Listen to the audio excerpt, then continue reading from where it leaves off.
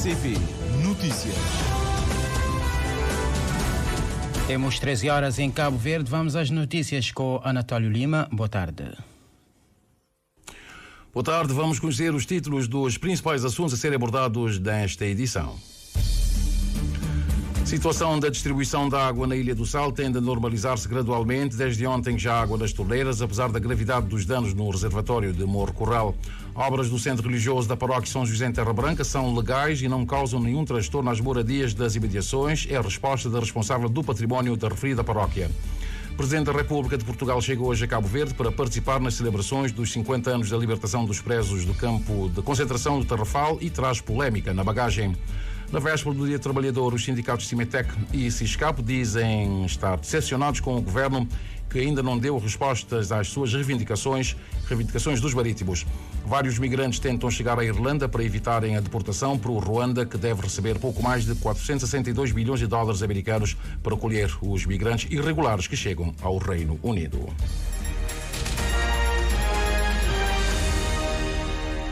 Amigo ouvinte da Rádio de Cabo Verde, boa tarde. A situação da distribuição da água na Ilha do Sal tende a normalizar-se gradualmente. Desde ontem que a água já corre nas torneiras das habitações da ilha, o administrador executivo da Eletra confirmou a gravidade dos danos no reservatório de Morro Corral e, para ultrapassar a gravidade da situação, a empresa teve que socorrer-se de um antigo reservatório que também apresenta muitas fissuras e consequente perda de água, conforme o Valdemar Almeida. A avaria foi provocada no interior do reservatório, com danos consideráveis na conduta de adução de água Palmeira-Morro Corral. Os técnicos, desde então, incansavelmente, dia e noite, têm estado a trabalhar para colmatar os danos que Antão Cruz, administrador da Eletra, confirmou serem muito graves. O reservatório sofreu danos e esses mesmos danos acabaram por afetar, portanto, a nossa estação de bombagem também, a conduta da nossa estação de bombagem. Tivemos intensamente 2 dias praticamente a tentar a todos os meios resolver o problema.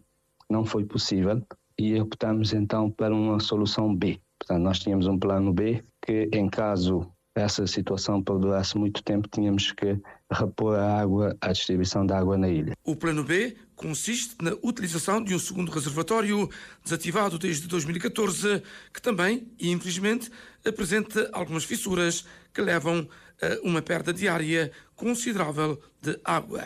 É uma situação muito particular e tendo em conta que a ilha poderia ficar numa situação de calamidade sem água durante os próximos dias ou semanas, então tivemos e estamos neste momento, a Eletra está a assumir essa parte da sua responsabilidade. Nós estamos a distribuir, mesmo com as perdas nesse reservatório, mas estamos a fazer toda a distribuição de água para a Ilha do Sal. A Eletra conta ter resolvido a situação do reservatório principal dentro de semanas.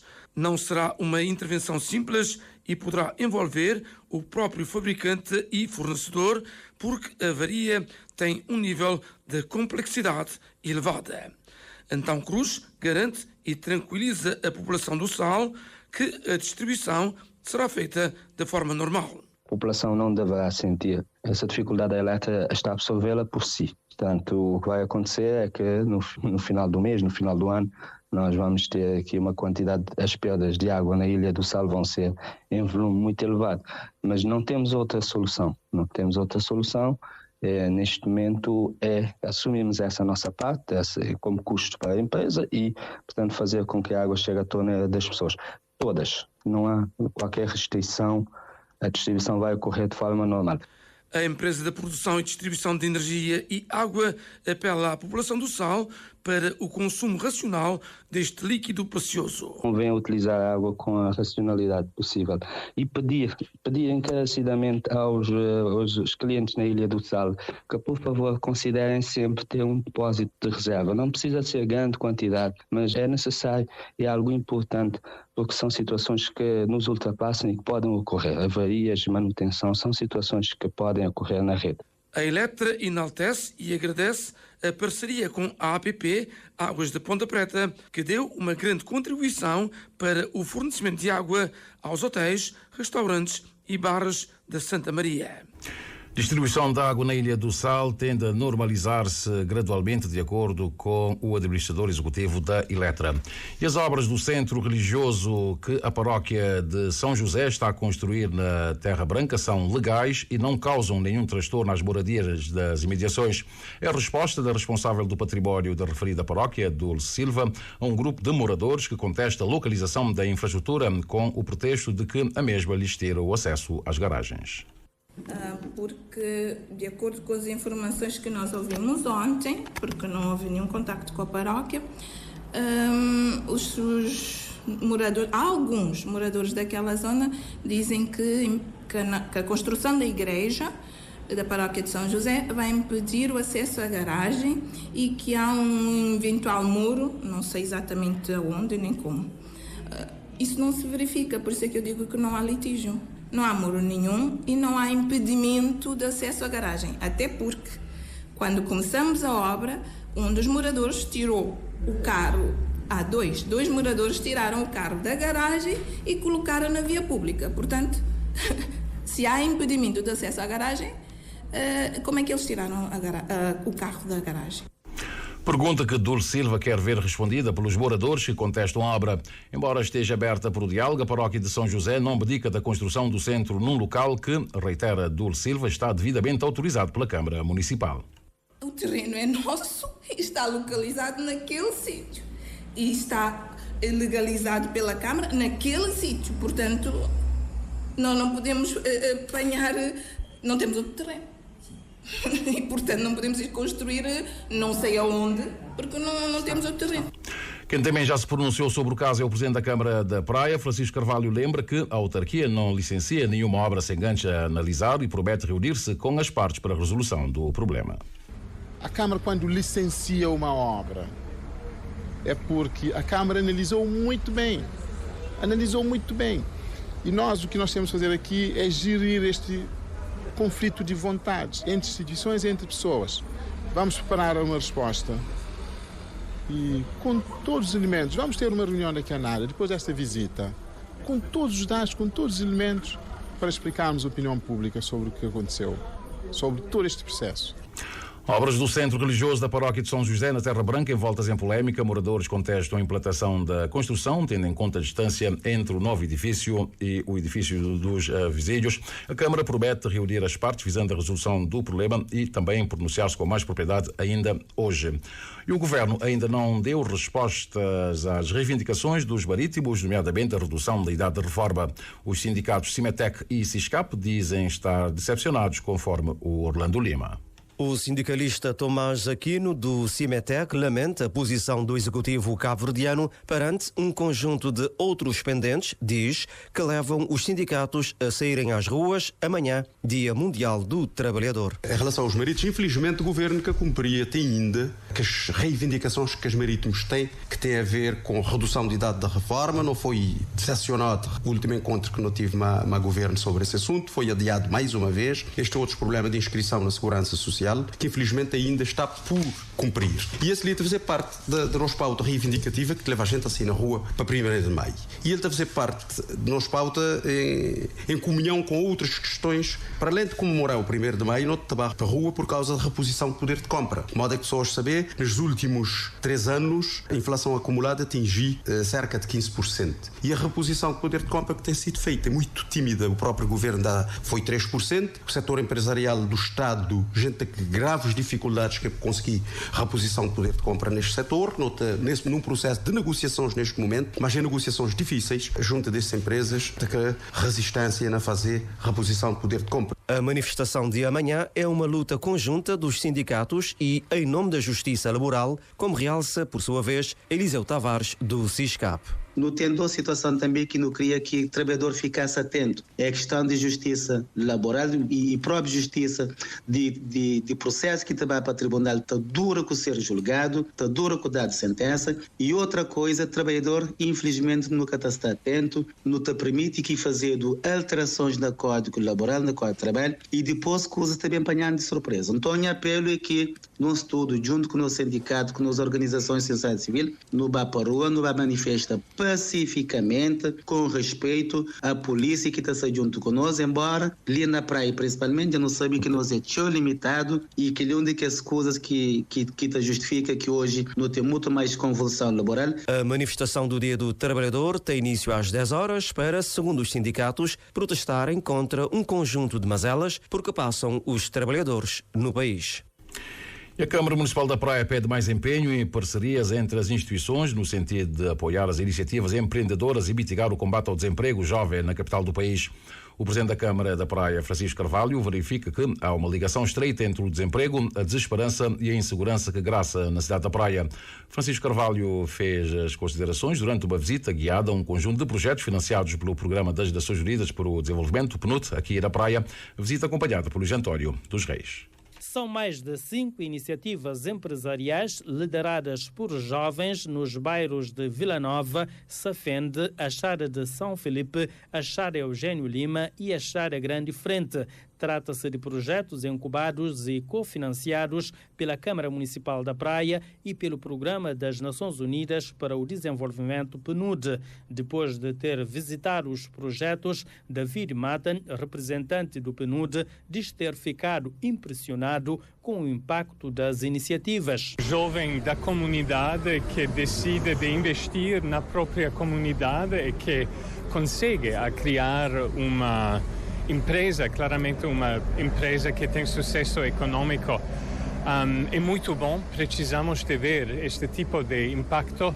Nós estamos achando o que podemos fazer no futuro. Neste momento, o programa Youth Connect vai terminar no fim deste ano, mas temos uma avaliação positiva dos resultados e do impacto do nosso investimento, vai ajudar-nos a buscar mais fundos para futuros investimentos. O representante do PNUD em Cabo Verde promete continuar a apoiar os municípios e o país a investirem na nova geração.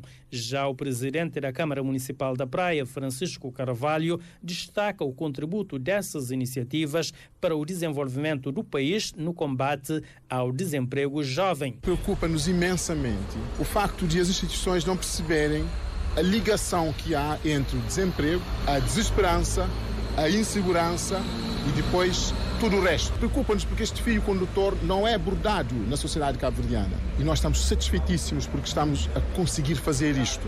Começamos sozinhos, lançamos um concurso ao nível da Câmara Municipal, o Praia Empreende, e selecionamos estes projetos. Um júri, com toda a objetividade e rigor, selecionou os projetos e nós entramos com 500 mil escudos para cada projeto.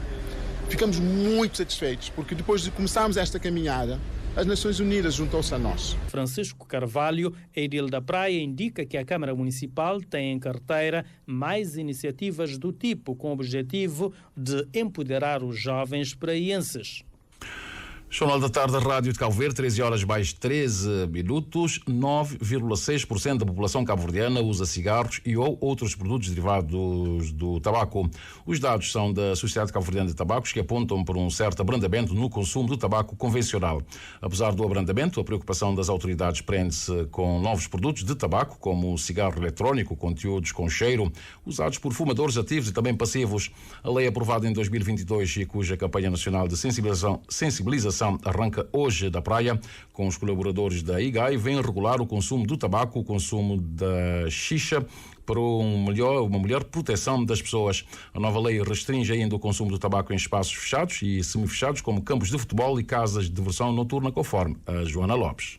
O tabaco mata anualmente cerca de 8 milhões de pessoas em todo o mundo e 1,3 milhões dessas mortes são consumidores passivos, isto é, aqueles que não fumam, mas estão expostos ao fumo do tabaco. O ponto focal do Ministério da Saúde para o controle do tabaco, Celestino Lobo, explica que a lei traz restrições a nível dos produtos emergentes do tabaco, assim como vem proibir o consumo do tabaco em todos os espaços públicos, fechados e semifechados. A prevalência do consumo está em 9,6%. Se formos ver em termos do cigarro convencional, a tendência é para descer. Os últimos dados demonstram um certo declínio na venda dos produtos de tabaco. Mas o nosso grande desafio agora é com os novos novos produtos, os produtos emergentes do tabaco, porque temos o cigarro eletrónico com nicotina e sem nicotina. A nossa nova lei vai regular isso. Temos também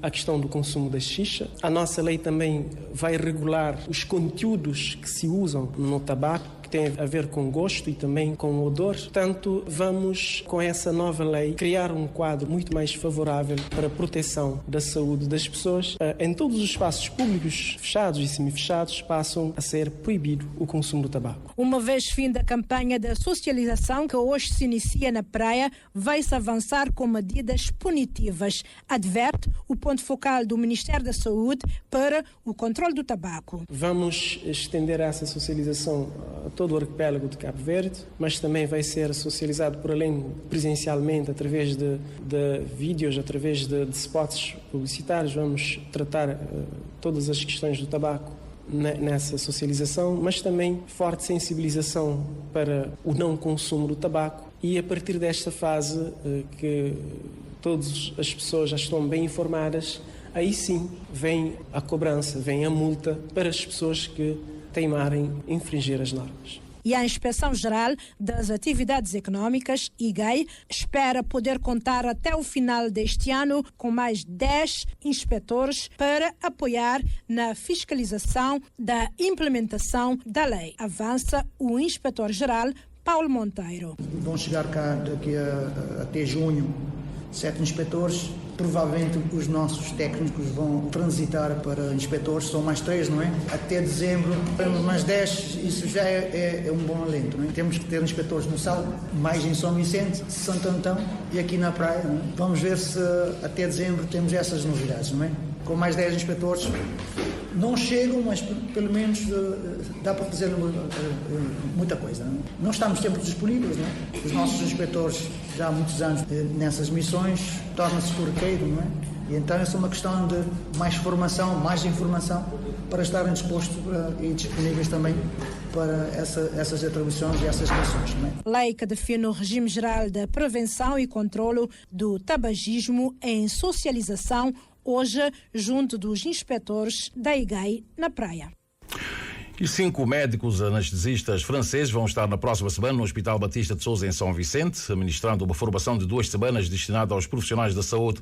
A confirmação é dada ao Jornal da Tarde pela diretora executiva do concurso BIS Cabo Verde da Europa. Nádia Dias falava à imprensa esta manhã na sequência de um encontro com o Presidente da República, José Maria Neves. Quem também esteve presente no encontro foi a BIS Cabo Verde da Europa 2024, Jasmine Jorgensen, eleita em abril deste ano e que apresentou ao Presidente da República o projeto do CIMIA Equilíbrio, um projeto que objetiva, jornalista Nani Vaz, melhorar a saúde mental dos cabo-verdianos. O concurso internacional Miss Cabo Verde na Europa visa promover a comunidade cabo-verdiana na diáspora, ao mesmo tempo que desenvolve projetos para colmatar os problemas sociais. A diretora executiva do referido concurso espera contar com a magistratura de influência do Presidente da República para engajar empresários nacionais na edição 2ª do concurso, agendada para meados de 2025. Eu nunca queria também trabalhar na Europa, só com empresas que estão lá, mas sim de Cabo Verde, para uma nota muito importante para empresas de Cabo Verde ser mais conhecido e reconhecido no mundo inteiro. Outro projeto partilhado com o Presidente da República é a formação de especialistas nacionais em anestesia. Nádia Dias confirma que na próxima semana 5 médicos anestesistas franceses vão ministrar uma formação em São Vicente. Exato, prepara para a próxima semana para bem ajuda no Hospital de São Vicente, e não tem também contato que pode ajudar para abrir uma escola, uma clínica, e para enfermeiras ali, para não pôr, e que está dizer, já vai para a área de anestesia, ajuda na nossa área. Existem 5 que são também cirurgiões especializados na anestesia. Normalmente, exatamente fica 15 dias. A atual Miss Cabo Verde na Europa, Jasmine Johansson, natural da Ilha do Fogo, igualmente participou no encontro com José Maria Neves, a quem apresenta o seu projeto para melhorar a saúde mental em Cabo Verde, denominado de Docímia Equilíbrio. A ideia principal é ter um espaço na Ilha de Cabo Verde, onde que pessoas que têm condições financeiras podem ir lá, bailar e ter um atendimento para um profissional ou para uma pessoa que tem experiência naquela área lá. Vou fazer palestra sobre nutrição, pois é uma coisa que é 80% que está conta na saúde mental. Às vezes tem pessoas que têm noção disso. E também fazer tipo fun days para crianças, tipo, não sempre levar às piscinas para ter sorriso no rosto, fazer caminhadas e acampamentos para mostrar meninos hoje em dia têm um pouco de móvel, pode e natureza, o quão bonito é, para morrer, ali está entre aquela outra parte também de preservar nossa natureza, para morrer, se você concha, você terá a importância, se você terá a importância, você está preservar. Yasmin Johansson vive há 6 meses na Inglaterra, onde foi fazer o seu curso superior em administração de empresas. A Miss Cabo Verde na Europa deve começar a implementar o projeto do CIMA Equilíbrio no final do verão deste ano. Do CIMA Equilíbrio, o projeto da Miss Cabo Verde Europa 2024, Yasmin Johansson.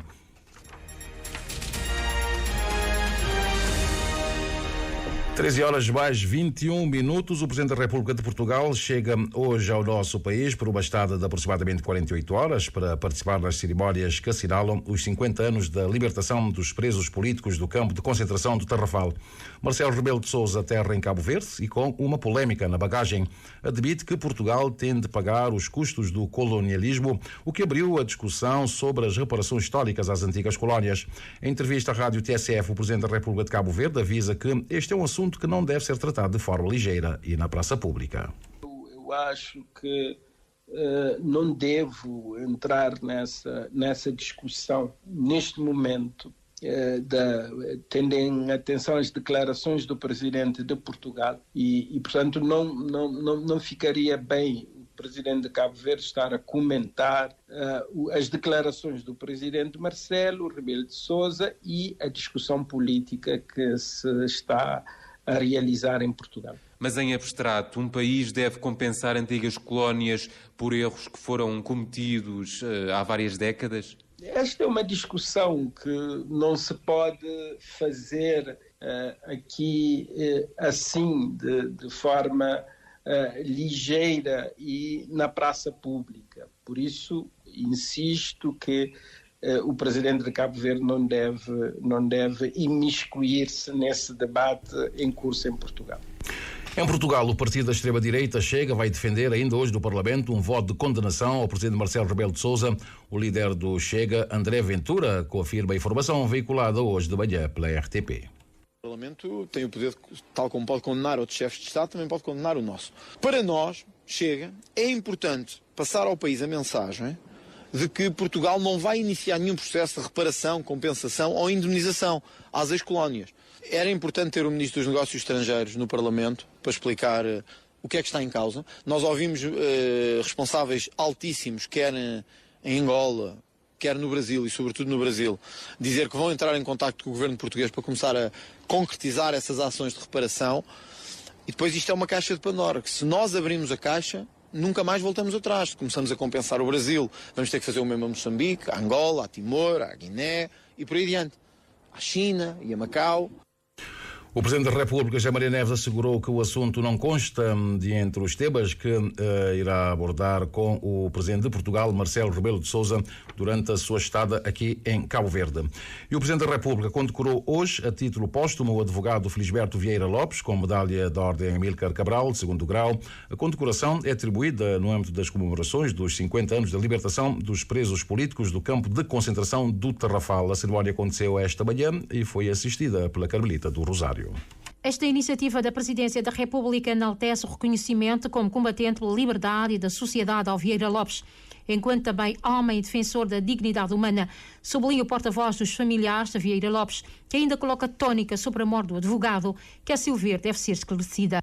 50 anos de libertação de presos de Tarrafal é uma coisa muito benéfica, porque mostra a própria obra, que o trabalho de Vieira Lopes que foi em vão.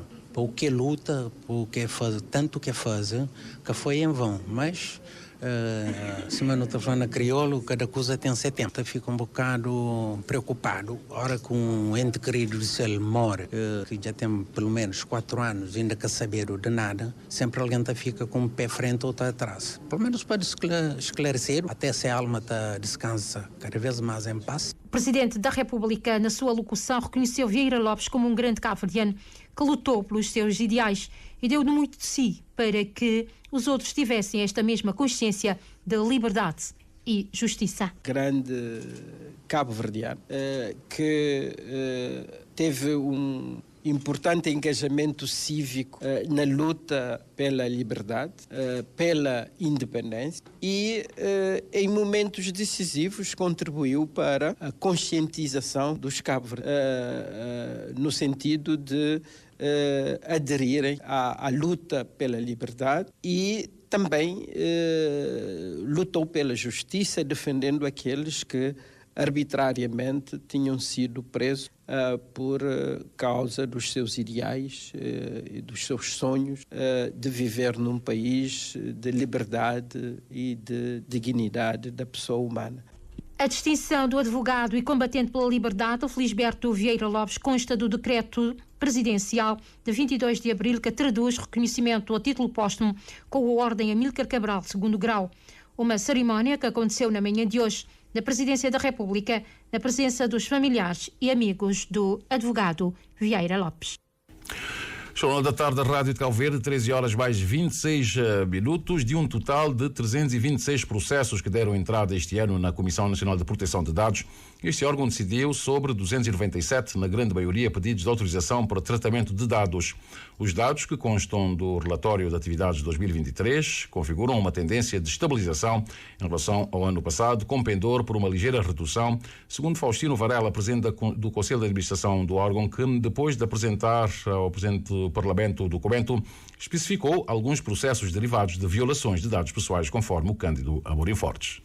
Do total de 297 processos decididos pelo órgão, cerca de 250 estão na categoria de pedidos de autorização para tratamento de dados e apenas 7 dizem respeito a violações de dados pessoais. 326 foi o total de processos entrados e que constam do relatório anual da Comissão Nacional de Proteção de Dados de 2023. O presidente do Conselho de Administração da Comissão Nacional de Proteção de Dados, Faustino Varela, sublinha que tanto em matéria de processos entrados como dos decididos, a tendência é para estabilização, admitindo, entretanto, um pendor para uma ligeira diminuição.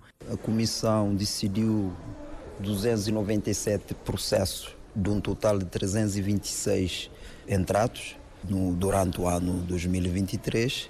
Portanto, houve uma tendência para estabilização em termos quer de entrada, quer dos processos recebidos, com uma tendência para uma ligeira diminuição em termos de decisão, também em termos dos processos entrados. Nós temos os processos de autorização para tratamento de dados, que é o grosso dos processos. Houve estabilidade também nesse... Sim, a tendência é para a estabilização.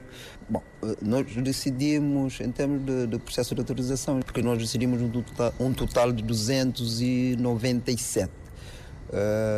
Portanto, a volta de 240, 250 são processos de autorização. É o grosso do processo. Nos casos de violações de dados pessoais, houve alguma evolução do ano passado? Também houve uma tendência para estabilização em termos de violação, mas houve alguns processos, sim. Acho que são 7 processos de queixas relativamente com a violação de dados pessoais, sim. Refira-se ainda que, no quadro do exercício das suas funções, a Comissão Nacional de Proteção de Dados emitiu também um conjunto de pareceres, principalmente em relação às iniciativas legislativas, quer do Parlamento, quer do Governo, assim como recebeu uma série de outros processos atinentes a queixas de particulares e instituições. E a Comissão Nacional de Proteção de Dados é um dos órgãos externos da Assembleia Nacional que está há cerca de 3 anos com um mandato caducado. Este foi outro tema abordado hoje de manhã no encontro entre o Presidente do Conselho de Administração deste órgão e o Presidente da Assembleia Nacional. Faustino Varela garante que até haver uma decisão no sentido da sua recondução ou substituição, a Comissão Nacional de Proteção de Dados vai continuar a exercer as suas funções com independência face ao poder político. Com o seu Presidente, desde o término do mandato, ou seja, nos últimos 3 anos, sempre falamos sobre isso, em variedíssimas ocasiões, Mas a Comissão continua a ter plenas competências, está a exercer plenamente as suas funções. Isso irá acontecer até o momento da substituição ou recondução dos seus membros. E mais, eu aproveito para dizer que a Comissão sempre trabalhou e continuará a trabalhar com independência, não ser subserviente de nenhum partido político, ter independência completa em relação a todas as demais instituições do país. Eu creio que o Parlamento, autonomamente, dentro das suas competências, sobretudo os senhores deputados, vão trabalhando no sentido de ver a melhor oportunidade para resolverem a questão dos mandatos dos órgãos externos, quer da Comissão Nacional de Proteção de Dados, Comissão Nacional de Eleições ou da Autoridade para a Comunicação Social. Faustino Varela assegura que a Comissão Nacional de Proteção de Dados continuará com o mesmo vigor e a trabalhar por o desenvolvimento do Estado de Direito do país, sobretudo no que diz respeito à proteção dos direitos, liberdades e garantias dos cidadãos. Falemos agora das festas de São Filipe, corridas de cavalo. Passadinha é a égua mais veloz da prova de hipismo deste ano, realizada no âmbito das festas do município de São Filipe. No ano passado, a égua ficou em segundo lugar e este ano subiu mais um degrau e conquistou o ouro. Rainha das Ilhas e Vulcão são os cavalos que completaram o pódio, conforme o Elcio Andrade. O hipódromo de São Filipe estava a transbordar dos amantes do hipismo e quase que arrebentava pelas costuras. O campeão do ano passado, Vulcão, perdeu a possibilidade de revalidar o título ao perder na sua série com a Rainha das Ilhas, única concorrente de outra ilha. A égua de Santo Antão ficou a conhecer pouco depois da sua concorrente Passadinha, vencedora da outra série. Na disputa da grande finalíssima, as patas de Passadinha transformaram-se em asas e deixou para trás com alguma vantagem a sua companheira. Após a confirmação do resultado, o momento era de grande emoção para o proprietário Arlindo Lopes e o jockey Billy. Para mim é enorme estar ali a representar a Cocheira Monte de Barro. Essa água que é Passadinha, não está vindo trabalhar lá até 6 meses, não ganhar a prova de janeiro dos heróis nacional, não ganhar, mas nos foco próprio era ganhar no São Filipe 2024, não conseguimos agradecer a toda gente, principalmente Deus, que dá-nos tudo que força, não continuar nosso trabalho. Essa vitória está dedicada, em princípio, para toda a minha família, principalmente minha mãe, meu pai. Pois a emoção que se sente no momento é de todo o esforço que fazer para ter esse cavalo e trazer de Inglaterra. Passou um bocado de corpo dentro da epidemia, comprar por 2 anos, ele tem 1 ano em Portugal, sempre me prepara, lá de joker, tratador, que é para dar a resposta. Kleber, jockey da égua Rainha das Ilhas, considerou que o segundo lugar foi uma boa classificação. Eu tive uns 2-0 na primeira corrida, que a Rainha da pé na caixa, ganha assim também, mas ela da pé na caixa lá de baixo. Eu ficar lá logo em dúvida, como sei logo, certeza está na semana naquele pé. Mas a mim, por primeira vez que eu rei, eu ficar bastante contente. Para mim, esse foi uma vitória que me tive também. No terceiro lugar ficou o Vulcão, quarto Força Imigrante, quinto American Dreams e sexto Miss Fogo. João José Canuto, vereador pela área do desporto da Câmara Municipal de São Filipe, disse que todas as provas foram bem conseguidas e quanto à organização da prova hípica tem vindo a melhorar. Antes de ontem, a corrida foi espetacular. Consegui cumprir tudo o que estava estipulado, consegui uma corrida sem nenhum problema e hoje, com pista bem preparado, eu consegui acabar para fazer um final à altura que eu esperava para a prova de São Filipe. Os prémios para os 6 primeiros classificados da prova do hipismo não sofreram qualquer alteração relativamente ao ano passado e variaram entre 500 para o primeiro classificado a 100 mil escudos para o 6º classificado. Derradeiros momentos das festas do município de São Filipe, cujo encerramento acontece amanhã, dia 1º de maio, com o tradicional almoço na Casa das Bandeiras e também outras atividades. E o projeto Ilhas e Encantamento estreou ontem o filme O Menino Pirata nas Ilhas do Encantamento, produzido em Porto Mosquito. O filme tem como personagens fantoches feitas por artesãos daquela localidade no interior de Santiago. A autora do projeto, Joana Alves, explica que o filme surgiu do concurso Fundo de Apoio, em que o objetivo era dar vida ao livro de história O Menino Pirata. O filme nasceu de uma ideia. Foi um fundo de apoio aonde concorri. Fundo de apoio para iniciativas criativas que foi lançado na Ribeira Grande de Santiago para as pessoas que moram lá, onde concorri com um projeto de fazer um filme sobre o livro que já existe, O Menino Pirata das Ilhas do Encantamento. Eles gostaram da ideia, onde o meu mentor, Ricardo, me ajudou a produzir o filme. E o Ricardo Leote, realizador do filme, afirma que a ideia era explorar as técnicas audiovisuais, destacando o uso do telemóvel na gravação do filme.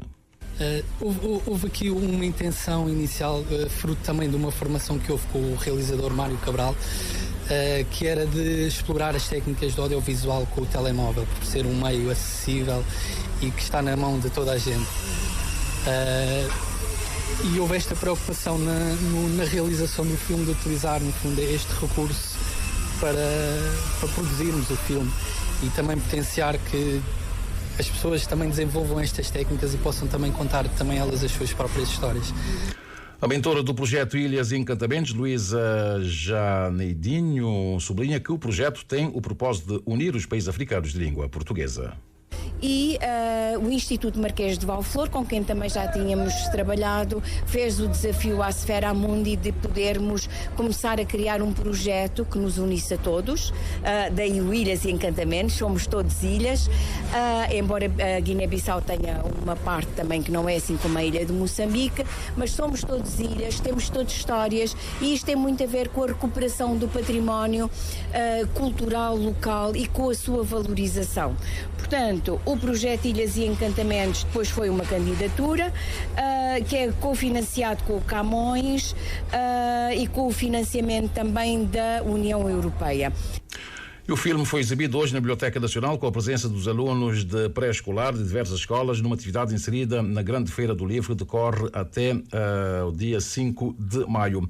Voltando à questão das festas de São Filipe, disse que as festas estão nos momentos finais, que amanhã as atividades culminam com o tradicional almoço. Sim, haverá o almoço da Casa das Bandeiras, mas antes há as atividades religiosas da Igreja Matriz de São Filipe e depois do almoço, à tarde, também as cavalhadas no Alto de São Pedro com a passagem da bandeira. Aí sim vai-se ficar a saber quem será o festeiro do próximo ano 2025. Só aí sim é que terminam, digamos, as celebrações das festividades do município de São Filipe.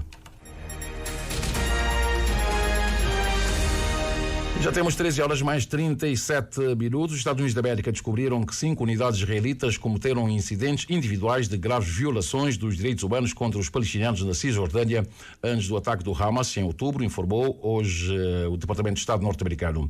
4 das unidades adotaram medidas corretivas, o que afasta a possibilidade de sanções norte-americanas, e há consultas em andamento com o governo de Israel sobre a quinta, declarou o porta-voz adjunto do Departamento de Estado norte-americano. Estes comportamentos decorreram antes do ataque do Hamas de 7 de outubro e não aconteceram em Gaza. A legislação norte-americana proíbe o governo de financiar ou armar forças de segurança estrangeiras contra as quais existam acusações credíveis de violações dos direitos humanos. E o primeiro-ministro de Israel disse hoje que o exército do seu país vai entrar com ou sem acordo de trégua em Rafah para eliminar os 4 batalhões do Hamas que afirma permanecerem na área. As declarações surgem no momento em que o Hamas analisa a mais recente proposta de tréguas apresentada pelos mediadores no Cairo, que prevê um cessar-fogo de 40 dias e a libertação de milhares de prisioneiros palestinianos em troca de reféns em Gaza, segundo os meios de comunicação de Israel. E vários migrantes tentam chegar à Irlanda para evitarem a deportação para o Ruanda, conforme acordo entre o Reino Unido e o Ruanda, que aceitou receber os migrantes irregulares que chegam ao Reino Unido a troco de 462,7 milhões de dólares norte-americanos. O governo irlandês exige legislação de emergência para lidar com a vaga migratória, já que o primeiro-ministro britânico já garantiu que não vai receber de volta os requerentes de asilo. As novas regras do governo britânico estão a levar muitos migrantes que chegam ao Reino Unido a tentarem escapar para a Irlanda para evitarem serem deportados para o Ruanda. Mas o crescimento do número de requerentes de asilo que chegaram à República da Irlanda através da fronteira com a Irlanda do Norte fez subir a tensão entre Dublin e Londres, com os irlandeses a exigirem que seja aprovada a legislação de emergência pelos ingleses. A crise migratória vai ser discutida esta terça-feira entre altos responsáveis dos dois países, mas o primeiro-ministro britânico Rishi Sunak já garantiu que não vai receber de volta os migrantes que foram para a Irlanda. O Parlamento britânico aprovou na passada semana uma proposta de lei que permite o início dos voos de deportação para o Ruanda dos requerentes de asilo que entraram ilegalmente no Reino Unido. Mas a chegada de mais migrantes já não está a agradar dar aos irlandeses. Muitos protestaram ontem nas ruas de Dublin. Segundo a Ministra da Justiça da Irlanda, mais de 80% dos migrantes que chegaram recentemente ao país atravessaram a fronteira terrestre que separa a República da Irlanda da da Irlanda do Norte. O PAIGC na Guiné-Bissau denunciou hoje a intromissão sistemática de alguma liderança das Forças Armadas na vida política e condenou a sua atitude na defesa do Presidente da República, Umaru Sissoco Embalo. O PAIGC, que liderou a coligação vencedora das eleições de junho de 2023 e cujo governo foi demitido pelo Presidente da República, Sissoco Embalo, lamentou situações que têm acontecido nos últimos 10 anos, que considera de intromissão e discursos tendenciosos que suportam as decisões tomadas pelo chefe de Estado, mesmo em colisão frontal com a Constituição da República e demais leis. Como se não bastasse esta postura, considerada pelo PAIGC de anti-republicana, a instrumentalização das Forças Armadas tem-se acentuado com alimentadas denúncias de tentativas de golpe de Estado, não sendo capaz de apresentar evidências como, aliás, aconteceu com os casos de 1º de fevereiro de 2022 e 1º de dezembro de 2023. Para o PAIGC é inaceitável que alguma liderança das Forças Armadas esteja, ultimamente, com uma atitude deliberada de defesa unicamente da alegada legitimidade do Umaru Sissoco Embalo, ignorando explicitamente os eleitos do povo no Parlamento e também no Governo. O PAIGC exigiu o distanciamento das Forças Armadas da Presidência da República e exorta-as à observância do seu papel de guardiãs da Constituição e das instituições da soberania e responsabiliza-as pela integridade física dos dirigentes do PAIGC. O mesmo comunicado adianta que o general Mamadou Nkrumah Touré visitou na passada semana algumas unidades militares do país para denunciar alegadas informações que apontavam para mais uma tentativa de golpe de Estado em curso. Na ocasião, o mesmo general apontou os nomes de alguns elementos militares e do ex-primeiro-ministro e vice-presidente do PAIGC, Geraldo Martins, como alegados orquestradores da conjura. Um dos militares apontados, o general Bauté Yanta Naman, vice-chefe do Estado-Maior do Exército, negou categoricamente que esteja envolvido em qualquer tentativa de golpe de Estado e desafiou o Estado-Maior-General das Forças Armadas da Guiné-Bissau a exigir provas a quem o acusou. O general Naman prometeu avançar com uma queixa-crime contra o autor da denúncia que envolve o seu nome. Já temos 13 horas mais 41 minutos. Vejamos agora como é que está o movimento aéreo e marítimo do arquipélago. Vamos começar pela movimentação aérea. Já tivemos os dois aparelhos da TAP que fazem neste momento a ligação entre os aeroportos da Praia e também de Lisboa. O que partiu da Praia está neste momento a alcançar o extremo sul do Saara Ocidental e deve aterrar na capital portuguesa quando forem 6 horas e 33 minutos, horário de Portugal. O que partiu de São Vicente, São Pedro, partiu um pouco antes e deve aterrar também antes na capital portuguesa quando forem 6 horas e 10 minutos. Aqui nas ilhas temos neste momento um aparelho ao serviço da TACV, deixa eu ver, acabou de aterrar há instantes no aeroporto de São Pedro, em São Vicente. De resto, o que temos são aeronaves também que estão indo para a Ilha do Sal. Parece que é um voo da TUI, sim, que chegou de Newcastle, portanto, do Reino Unido, e está a aterrar neste momento no aeroporto dos Espargos, e outras aeronaves que estão a fazer o cruzamento do corredor entre o norte e o sul do Atlântico. Pela via marítima, neste momento, temos um fraco movimento, nenhuma informação relevante para partilhar com o amigo ouvinte. O Dom Tututa, que estava a navegar vindo da Boa Vista, já está aqui no Porto da Praia. De resto, nenhuma outra informação relevante. Para finalizar, falemos agora do movimento das marés, bem como o que nos dizem as tabelas solunares em relação aos melhores momentos para pesca, por além de outras informações. Para hoje, terça-feira, 30 de abril, o sol despontou às 6 horas 11 minutos e 8 segundos e o pôr do sol deverá ocorrer às 18 horas 51 minutos e 12 segundos. A lua, que amanhã entra na fase quarto minguante, começou o dia visível no céu e o ocaso lunar aconteceu às 0 horas e 10 minutos. Mas a lua voltou a sair no final da manhã às 11 horas e 35 minutos. A primeira baixa-mar do dia aconteceu às 4 horas e 5 minutos e a seguinte acontece mais tarde, quando forem 17 horas e 8 minutos. A primeira pré-mar do dia aconteceu às 10 e 36 e a segunda acontece às 23 horas e 22 minutos. E os dados apontam que hoje pode ser um bom dia para pesca, sendo o melhor momento das 17 horas e 18 minutos até às 19 horas e 18 minutos. Para amanhã, quarta-feira, a primeira baixa-mar será às 5 horas e 10 minutos e a seguinte às 18 horas e 31 minutos. A única pré-mar de amanhã acontece às 11 horas e 52 minutos, o que quer dizer que amanhã teremos praticamente o dia todo com maré baixa. Em relação à pesca, as tabelas solunares indicam que amanhã, quarta-feira, será um dia regular para pescar, sendo os melhores momentos das 5 horas e 49 minutos até às 7 e 49, ou então das 18 horas e 13 minutos até às 20 horas e 13 minutos. Fim de linha, vamos apenas recapitular os títulos dos principais assuntos abordados. A situação da distribuição da água na Ilha do Sal tende a normalizar-se gradualmente, desde ontem que já há água nas torneiras, apesar da gravidade dos danos no reservatório de Morro Corral. Obras do centro religioso da paróquia de São José em Terra Branca são legais e não causam nenhum transtorno às moradias nas imediações. É a resposta da responsável do património da referida paróquia a um grupo de moradores do bairro. O Presidente da República de Portugal chega hoje a Cabo Verde para participar nas celebrações dos 50 anos da libertação dos presos do campo de concentração de Tarrafal e traz polémica na bagagem. Na véspera do Dia do Trabalhador, os sindicatos Cimetec e Ciscap dizem estar decepcionados com o governo, que ainda não deu respostas às reivindicações do Marítimos. Vários migrantes tentam chegar à Irlanda para evitarem a deportação para o Ruanda, que deve receber pouco mais de 462 milhões de dólares americanos para acolher os migrantes irregulares que chegam ao Reino Unido. Agora sim, fim de linha, 13 horas mais 45 minutos. Teremos em títulos às 14 horas os principais assuntos abordados deste jornal. Às 15, atualização informativa com o Oscar Boteiro.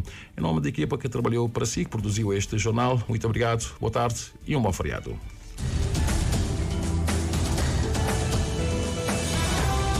Mais informações em www.rtc.cv e na aplicação RTC Mobile. RCV, o rigor da notícia e o melhor da informação a cada hora.